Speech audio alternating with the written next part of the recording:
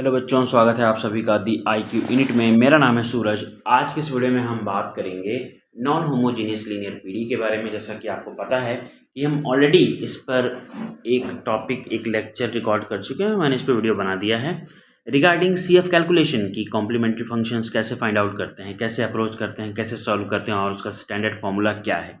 और वही पूरे के पूरे नॉन होमोजीनियस जितने भी टॉपिक हम कवर करेंगे, सब में वही फार्मूला यूज़ होने वाला है, specially for calculating the CF। अब हम आज के टॉपिक में बात करेंगे कि हम PI कैसे कैलकुलेट करेंगे, ठीक है। लाइक पर्टिकुलर इंटीग्रल कैसे हम सॉल्व आउट करेंगे। यहाँ पे CF तो देखेंगे ही, साथ ही PI हमारा सबसे इम्पोर्टेंट पार्ट है। उसमें भी हम केस 1 और केस 2 को डिस्कस करेंगे कंजिक्यूटिवली, ठीक है। पहले देखेंगे केस 1, फिर उसके बाद देखेंगे केस 2।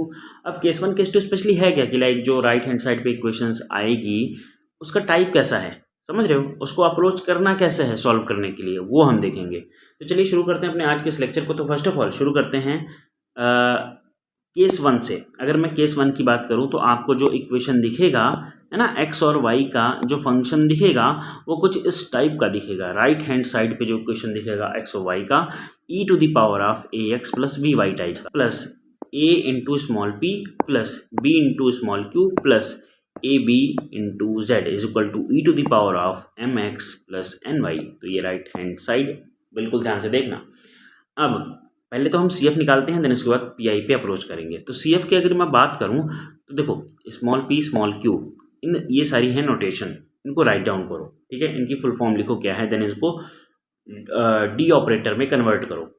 तो स्मॉल p क्या होता है, del z over del x. Small q क्या होता है, del z over del y. और स्मॉल r क्या होता है, del square z over del x square. Small s क्या होता है, del square z over del x into del y. और स्मॉल d क्या होता है, del square z over del y square, ठीक है। अब जो जो भी रिक्वायर्ड नोटेशन है उनकी वैल्यू इस इक्वेशन में पुट करो। तो क्या है देखो, पहला हमारा स्मॉल s क्या हो जाएगा, del square z over del x into del y into a plus A into del z over del x plus B into del z over del y plus A B into Z is equal to right hand side पे e⁻mx plus ny। आप इसको solve करते हैं, like D operator के form में लिखते हैं। तो ये पहला वाला क्या हो जाएगा, D into D dash plus ए into D plus B into D dash plus ए इंटू बी, जेड आपका बाहर, ठीक है, is equal to e⁻mx plus ny। अब कॉमन लो, कुछ कॉमन मिल जाएगा इनमें से, तो डी कॉमन मिल रहा है, बचा क्या, डी डैश प्लस ए इन दोनों में से plus B into D dash plus A इनमें से into Z is equal to e⁻mx plus ny। अब इन दोनों में से देखो, ये दोनों फैक्टर बन गए हैं। फैक्टर को स्टैंडर्ड वन से कंपेयर करवा लो। स्टैंडर्ड हमारा ये रहा, D minus M D dash minus A, M और ए की वैल्यू। तो एम की वैल्यू की यदि मैं बात करूं तो कितनी आएगी आप बताओ। एम की वैल्यू आएगी आपकी यहाँ पर 0, ठीक है, पहले वाले से कंपेयर करा रहे हैं। दूसरा और ए की वैल्यू क्या आ जाएगी, माइनस बी, ठीक है। अब अगेन इस है ना, इससे तो करा लिया। इससे देखो, इससे पहले वाले से कंपेयर कराएंगे तो इस एम और ए की वैल्यू ये आएगी, ठीक है।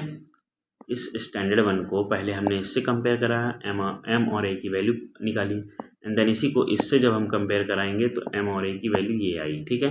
अब CF के लिए जो फाइनल फार्मूला होगा हमारा, उसमें हम एम और ए की वैल्यू 1 बाई 1 करके पुट करेंगे। तो ये फाइनल CF का इक्वेशन बनेगा, यानी e⁻−bx into f1y plus e⁻−ax into f2x। Y, because of m यहाँ पे 0 है, दैट्स वाई वो वाला टर्म 0 हो जाएगा। And now for the PI, सबसे इंपॉर्टेंट पार्ट हम डिस्कस करने वाले हैं PI, क्योंकि यही हमारा इंपॉर्टेंट टॉपिक है ना PI के बारे में, क्योंकि थोड़ा टफ पड़ता है कैलकुलेट करने के लिए, दैट्स वाई मैं इस पर थोड़ा जोर दे रहा हूँ। अब PI की बात करूँ तो PI हम लास्ट लेक्चर में अगर मैं बात करूँ होमोजीनियस की, तो उसमें कैसे अप्रोच करते थे। हमारा जो भी फैक्टर निकलता था डी ऑपरेटर का, या फिर CF में जो हमने है ना इक्वेशन कन्वर्ट की थी, लाइक जिससे हम CF कैलकुलेट करते थे जिस इक्वेशन से, उसी को हम डिनोमिनेटर में रख देते थे, 1 ओवर करके लिख देते थे, और इनटू में जो राइट हैंड साइड पे आपका इक्वेशन है वो लिख देते थे, ठीक है।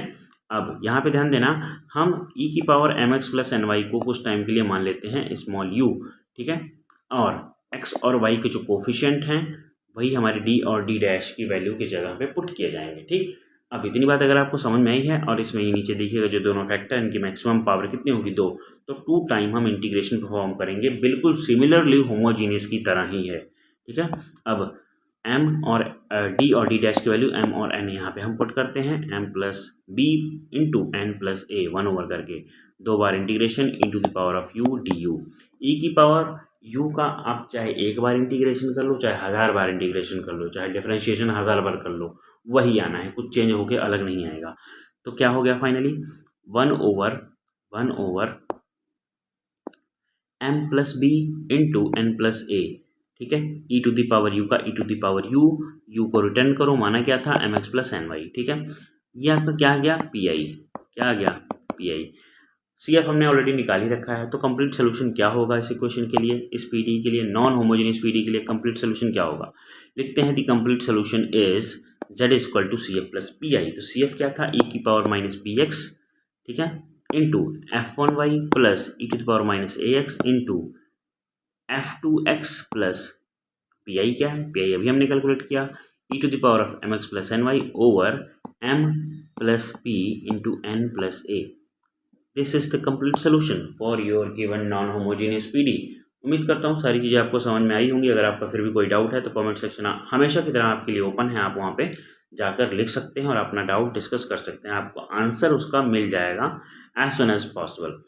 अब मैं आपको एक क्वेश्चन दे रहा हूँ होमवर्क के लिए, आप इसे अप्रोच करिए और कमेंट में बताइए इसका आंसर क्या होगा। नेक्स्ट लेक्चर में मैं इसे कोशिश करूँगा कि डिस्कस कर लूँ।